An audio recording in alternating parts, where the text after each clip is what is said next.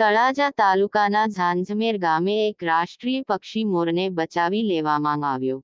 ઝાંઝમેર ગામના ભાજપ શક્તિ કેન્દ્ર ઇન્ચાર્જ અને તળાજા તાલુકા કોળી સેના ઉપપ્રમુખ વામનભાઈ ડોડિયાના મોટા બેન દેવુબેન વાલજીભાઈ મકવાણાની વાડીએ રાષ્ટ્રીય પક્ષી મોર બીમારી અને વિકલાંગ અને મોઢા માંગથી લાળ પડતી જોઈ દેવુબેને તેમના ભાઈ વામનભાઈ ડોડિયાને જાણ કરતા તેઓ તાત્કાલિક દેવુબેનની વાડીએ પહોંચે અને મોરને બીમાર જોઈ તાત્કાલિક ફોરેસ્ટ વિભાગની ટીમ ઝાંઝમેર ગામે ઘટના સ્થળ ઉપર આવી અને મોરને સારવાર અર્થે બચી જાય તો આપણને ભગવાનના ઘરના આશીર્વાદ મળે.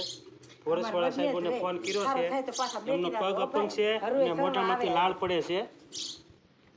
તો મારા મોટા બેનની વાડીએ મોર એક મોટું વડલો વૃક્ષ ઝાડ છે, ત્યાં ઉઠતા ઉઠતા આવે અને રાત્રે રોકાય. તો કોઈ કુદરતી બીમારી આવી અને મોઢામાંથી લાળ પડે છે અને પગે કાંઈ વાગેલું છે, જખમ છે, તો અપંગ છે. તો મારા મોટા બેને મને ફોન કર્યો હતો, મેં ફોરેસ્ટવાળા સાહેબોને જાણ કરી. તો એમને બોલાવ્યા અને સારવાર માટે મોવા અથવા તળાજા હોસ્પિટલમાં ભરતી કરવાની છે.